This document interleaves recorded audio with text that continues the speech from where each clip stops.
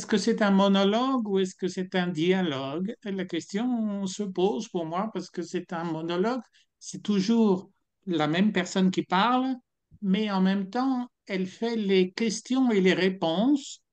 Elle parle avec quelqu'un, elle est assise dans un café à Amsterdam et elle parle avec quelqu'un, elle a un dialogue et on a les questions, elle pose les questions, certaines questions, et elle donne les réponses.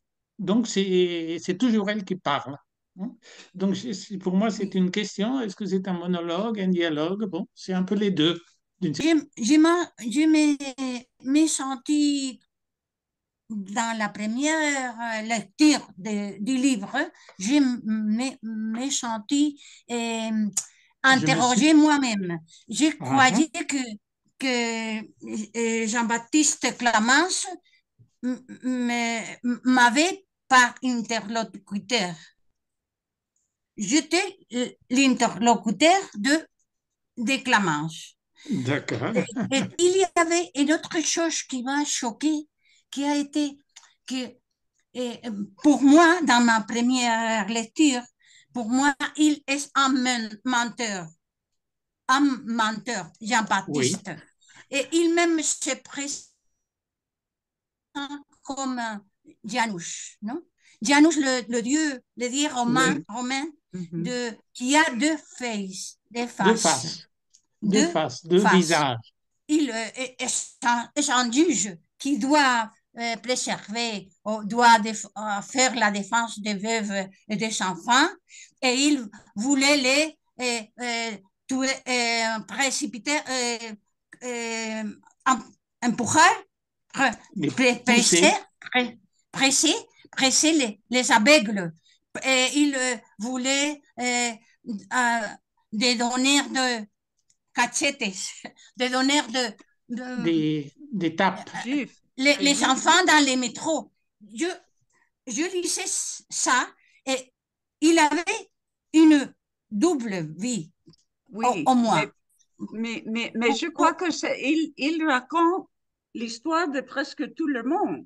Je crois je ne le vois pas comme un menteur, mais comme un homme qui veut non, il veut que nous voyons que Oui, nous avons la même vie. Nous faisons les choses pour être bons, pour l'acte d'être bon, ou pour que les gens sachent que nous avons fait une bonne chose. Non, pour moi, je crois qu'il veut nous démontrer ce que nous sommes. est-ce que la religion est très présente dans le livre? Oui, Oui, oui. Oui, Je crois, oui. pendant beaucoup de moments des livres, non? oui, D'abord, il veut subvertir la société et il commence pour dire que le Christ n'était pas innocent parce qu'il a oui, Oui. par- par- Mm. et alors, c'est une subversion absolue de l'état des choses, non? oui, De la culture, habituel de la culture oui, de la culture judéo-chrétienne. chrétienne. Bien. Que Camus le fait très bien, parce qu'il me semble que c'est son objectif, justement, Oui, que l'interlocuteur se pose des questions sur lui-même, parce que oui, oui, presque à la fin du livre, eh oui, bien, il dit à son interlocuteur, à son Parisien, à son avocat, parce qu'on apprend que oui. l'interlocuteur, je crois, est avocat, il lui dit, euh, ah, je suis sûr que maintenant, après tout ce que je vous ai raconté, je suis sûr que maintenant vous vous posez des questions et vous n'êtes plus très bien, très sûr de ce que Oui, oui, vous oui, pensiez, etc. oui, Donc, le livre si est vous, magnifique. Et c'est intéressant aussi qu'il passe de défendre des personnes innocentes, les femmes et les enfants, Et les à, aveugles, à les défendre les aveugles criminels. qui veulent. J'aime ça, ça pour moi c'est magnifique.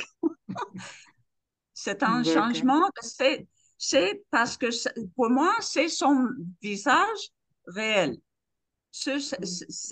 Avant peut-être il mentait, mais maintenant non. Il dit ce qu'il est. Il y Il a dit, un moment où il va à manger à un restaurant oui, et il entre un pauvre, un mendiant, ah oui, et il appelle les patrons oui, oui, oui, pour que les patrons chassent les mendiants en dehors, chasse, oui, fasse chassent partir en le dehors. mendiant. Et pour ça, dit qu'il est en train d'écrire un manifeste dénonçant l'oppression et Hum. les opprimés fassent, euh, on faisait Font passer sur les honnêtes gens. Et la morale habituelle ou la morale que, que nous pensons sans trop réfléchir, enfin les idées s'écroulent peu à peu à la lecture de ce... moi, par exemple, j'ai beaucoup apprécié enfin, son idée du patriotisme. Il dit à un moment qu'il devient patriote, qu'il est devenu patriote grâce à un chien. Je ne sais pas si un vous vous chien, souvenez de cet oui, épisode. Pendant la oui, guerre, dans le métro, il oui, raconte que dans le oui, métro, oui, il avait, il avait pas d'idée particulière et que il a croisé un chien. Il y avait un chien dans un couloir de métro oui, que il l'a oui, appelé et le chien paraissait content et venait vers lui. Il était tout content.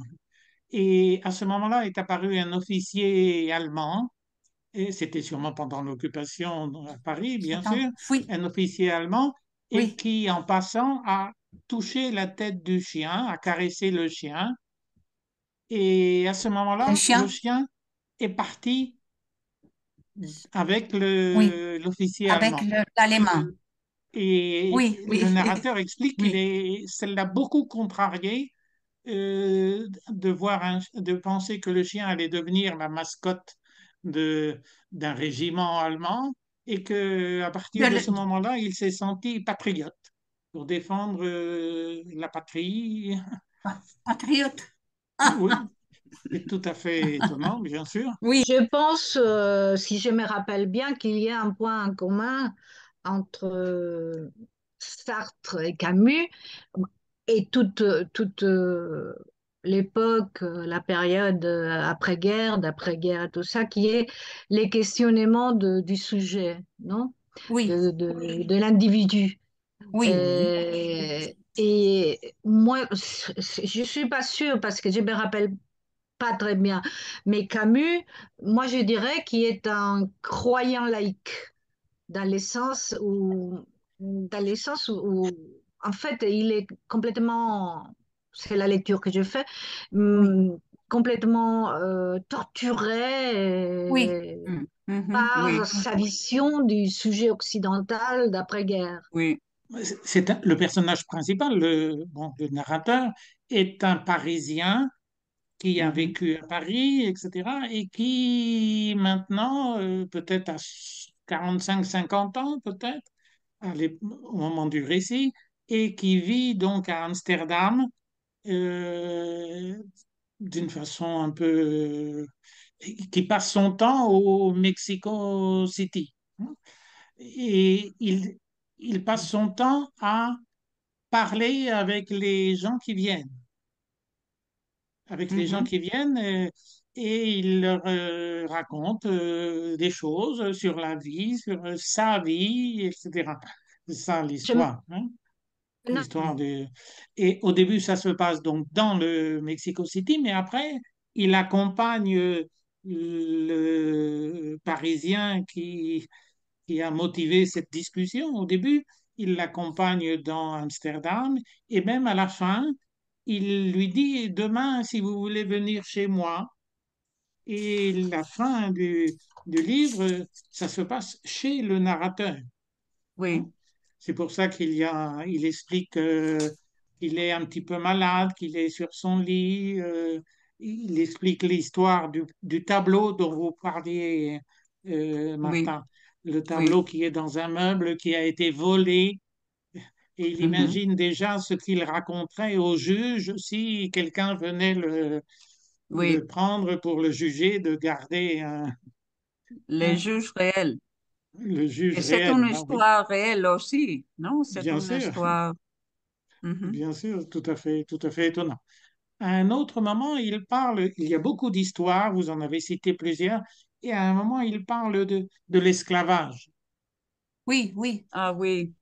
oui. Mm. Et c'est tout à fait Tous étonnant. les, tout l'argent qui ont gagné les sommes avec l'esclavage, oui. Oui, Il oui, critique, oui, c'est-à-dire, il, il accumule les éléments qui mettent en accusation l'homme occidental, on va dire. Je ne sais pas si c'est bien formulé, mais par exemple l'esclavage.